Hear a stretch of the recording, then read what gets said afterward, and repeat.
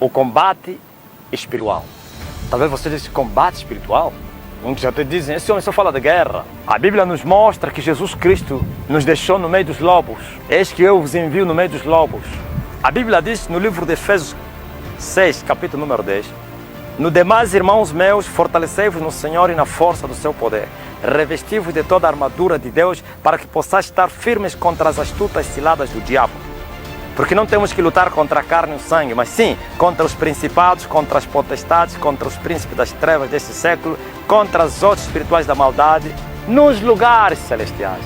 Sim, porque temos uma guerra para fazer.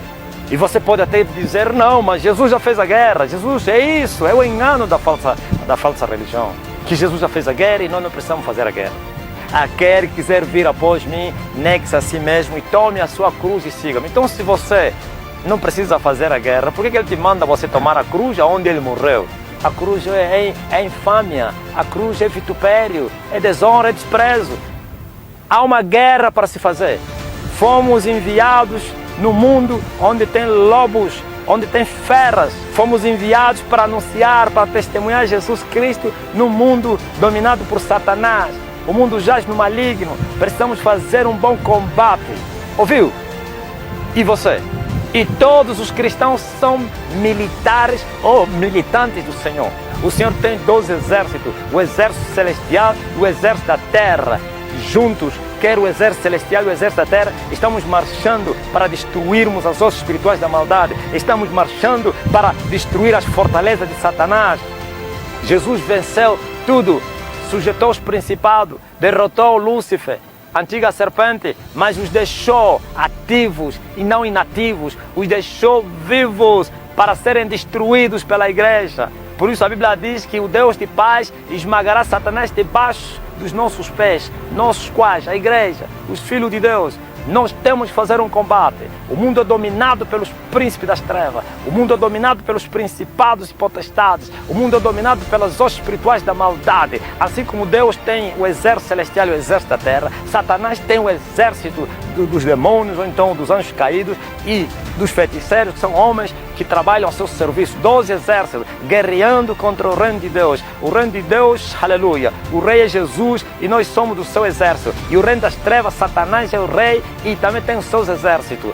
Quero te dizer, é um conflito. Se a igreja não se levantar para fazer essa guerra, a igreja vai perder a guerra. O Senhor nos armou, o Senhor não nos deixou desarmados, nos preparou, nos armou, nos deu as suas fortalezas e toda a armadura de Deus e nos enviou para nós despojarmos o inimigo. Mas ninguém vai despojar o inimigo se primeiro não maniatar o inimigo. Jesus disse, ninguém entrará na casa do valente e vai repartir os seus bens se primeiro não maniatar o valente. Qual valente? Satanás e os seus agentes são os valentes do inferno. Nós também somos valentes, então valente contra valente, mas o mais forte é que ganhará a batalha. Por isso Jesus disse, só sendo mais forte é que se poderá repartir depois do valente, maniatando. Mas a igreja perdeu a batalha diante de Satanás e os seus agentes. A igreja se tornou escrava. A igreja está a mendigar. Eu não estou falando de mendigância financeira. A igreja está a mendigar em tudo, porque os poderes das trevas estão em alta e a igreja não conseguiu despojar os princípios. Por que que não há avivamento na terra? Por que que as nações não estão avivadas? Sabe por quê? Paulo está dizendo, não teremos que lutar contra a carne, mas a igreja está lutando contra a carne, um contra o outro. Não, está a dizer, temos que lutar contra os principados. Olha as hierarquias satânicas dos exércitos celestiais. Principados, potestades, príncipes das trevas e hostes espirituais da maldade, todos atuando nas regiões celestiais.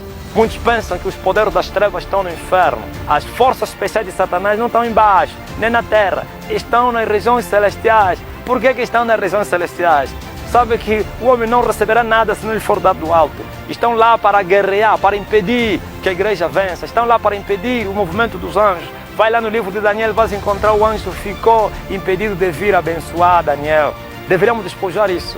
Sim, os céus não vão se abrir se nós não rompermos aqueles que fecharam os céus. Estão lá nos lugares tenebrosos. Há um combate para se fazer. E essa guerra tem as suas regras. O apóstolo Paulo fala, todo aquele que luta de tudo deve se abster. Ouviste? Você entra na guerra amando as coisas, a vida. Você perderá a guerra. Deve se abster de tudo.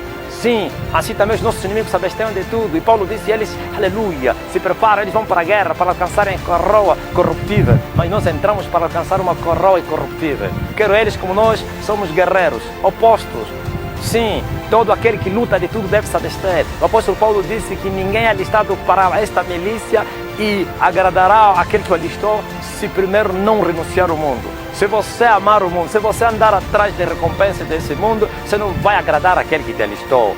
Por isso Jesus falou, temos que tomar a cruz, temos que renunciar às nossas vidas, temos que aborrecer tudo e todos para nós fazermos um bom combate e vencermos esta guerra. Os principados estão lá nas regiões celestiais. As potestades, os príncipes das trevas e as hostes espirituais estão lá. E eles não sairão com cursos bíblicos, não serão expulsos com seminários e conferências, não serão expulsos com teologias, com aulas, sim, com conversa do quintal.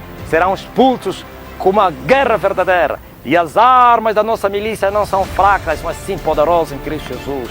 E eu quero te dizer, as armas estão lá dispostas na Bíblia. Você já está salvo para entrar nessa guerra?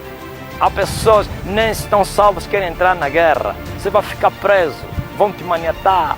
Sim, você tem que ter a coraça da justiça, o capacete da salvação, o escudo da fé, a espada do Espírito, que é a palavra de Deus sobre a tua boca. Glória a Jesus. E colocar, louvado seja Deus, nos teus pés os sapatos de fogo para se preparar para partir para a batalha.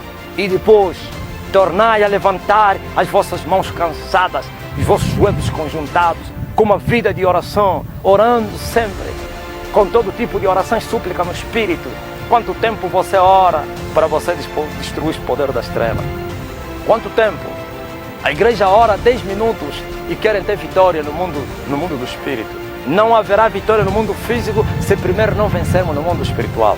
O mundo físico é o reflexo do que aconteceu no mundo espiritual. É preciso viver uma vida de oração.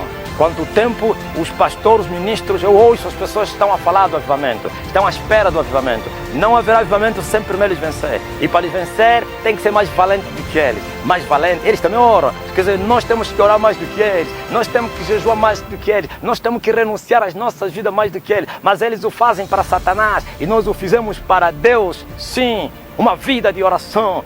Hoje a igreja está fria, morna, por isso as doutrinas falsas foram introduzidas encobertamente, as heresias dentro da igreja. Por quê? Porque não há vitória, não se venceu os poderes das trevas. A igreja continua a lutar com os espíritos imundos da terra, com os escorpiões da terra. Não, Jesus nos mandou não somente para pisarmos os escorpiões, mas também as serpentes, viu? Escorpiões são os poderes que atuam na terra e as serpentes são os príncipes que atuam nas regiões celestiais.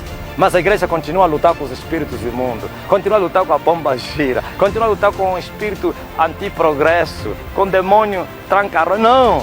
A nossa guerra, esses aqui tem que ser pisados. Temos que avançar e romper os príncipes das trevas. São os generais de Satanás, são anjos caídos, príncipes, potestades, poderes que atuam nos lugares celestiais, com uma vida de oração, com joelhos desconjuntados. Sim, em jejuns permanentes. E assim nós vamos avançar, vamos tomar o controle dos territórios que eles dominavam. Quando eles fugirem, quando eles abandonarem aqueles territórios, então nós vamos repartir o seu despojo.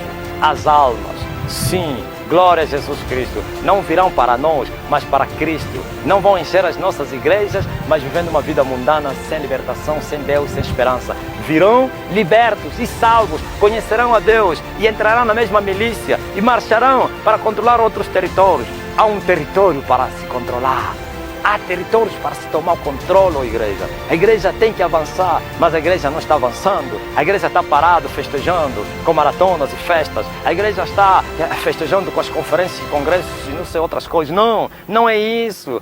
Temos que avançar. Pedro, o grande guerreiro, foi convidado a ir repartir ou então distribuir os bens lá na mesa. E ele disse que não convém que a gente deixe esse importante serviço e vamos servir as mesas. Mas escolhem irmãos, aleluia, de boa reputação entre vocês que farão isso. E nós vamos permanecer no ministério da palavra e no ministério da oração, então na oração. Mas a igreja hoje só permanece no ministério da palavra e não na oração. A palavra só vai surtir efeito, ou então a palavra na nossa boca só será verdade, como disse a mulher que da viúva da Sarepta, se nós estivermos revestidos de toda a armadura de Deus, com o poder do Espírito, e falaremos, e as pessoas sentirão o impacto, haverá conversões, libertação, cura. Mas se não houver isso, mentira, podemos falar muito. Hoje esse é o século, a igreja do século XXI tem muito conhecimento, muitos livros, doutores, sim, doutor de divindade em todo tipo, em todo lugar. Mas olha, o poder é escasso. Estamos pobres nisto. Isso é um poder, não há conversões. Isso é um poder, não há vitória. E o poder não vem senão, glória a Deus, com a cruz nas costas, com uma vida de sacrifício, da renúncia, da abstinência, avançando para despojar os poderes das trevas, os principados da ira que controlam esse século. A Bíblia diz que Jesus despojou os principados e as potestades e os expôs publicamente, deles triunfou em si mesmo. Com que vida? Será que Jesus o despojou vivendo uma vida de maratonas e festas? Uma vida de renúncia, de submissão à vontade do Pai, de sacrifícios. Jesus esteve no deserto orando, passava a noite em oração, passava dias em oração. Sim, e assim conseguiu subjugar os príncipes das trevas, conseguiu pisar na cabeça da antiga serpente, feriu, glória a Deus, a serpente antiga e nos resgatou das maldições. E agora a igreja foi deixada para tomar o controle dos territórios que esses inimigos foram vencidos e ainda controlam. E nós temos que avançar. Há um combate para se fazer. Há uma guerra. E essa guerra é mais real do que a guerra física. Esta é a verdadeira guerra. A guerra no mundo do espírito. Entrar na guerra com a renúncia. Sim, fazer aquilo que Deus manda, com a cruz, renunciando à própria vida, vivendo uma vida de oração, 10 minutos de oração, 5 minutos não chega. Sim, os grandes avivamentos se manifestaram na terra quando os homens oraram. E houve um impacto na terra. Charles Finney, Jonathan Eduardo, eram homens de oração. Mas a igreja hoje não ora. A igreja só prega e ora pouco. E quais são os resultados? Nada. E se confundem e se enganam com os falsos resultados, com igrejas lotadas, sim, com festas. Não, isso não é avivamento, isso não é salvação. Esse mundo todo está indo para o inferno dentro da igreja. Mas se nós lutarmos com esses poderes e os vencermos, então nós vamos despojar os bens que eles controlavam. Mas tem que ser maniatados com uma vida de oração. 10 minutos não chega para vencer os príncipes das trevas. É preciso passar horas e horas de oração. Tem que suar a camisola, o ministro. Quanto tempo você ora para subir no altar? Hein? Ou você está fazendo o que falava o Ben-Hinn? Ben-Hinn dizia que ele não precisa orar. Ele estava assistindo a sua televisão e saiu da sala e subiu no altar e levantou as mãos e todos caíram. É isso? É mentira de Satanás. Isso é poder dos demônios operando mentirosamente, falsamente. Não, tem que dobrar o joelho. Tem que orar, joelho desconjuntado, mãos cansadas, orar. E depois você vai entregar vida aos mortos.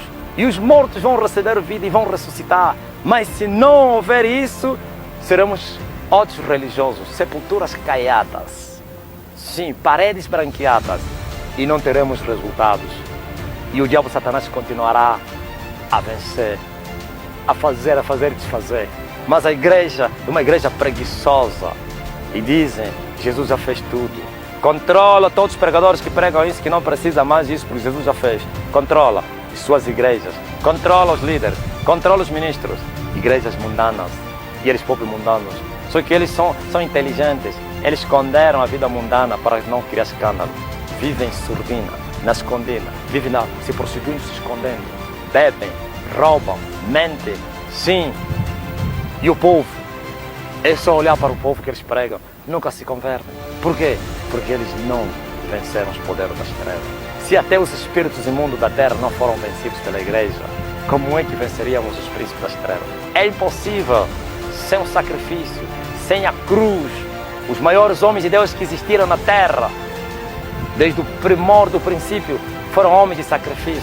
São homens que renunciaram tudo, homens que viveram em ações com Deus, andaram com Deus, sacrificaram sua juventude, suas vidas e receberam o dinamite de Deus, triunfaram, pisaram, andaram em cima de demônios, esmagaram principados e potestades, sujeitaram os poderes das trevas e foram respeitados.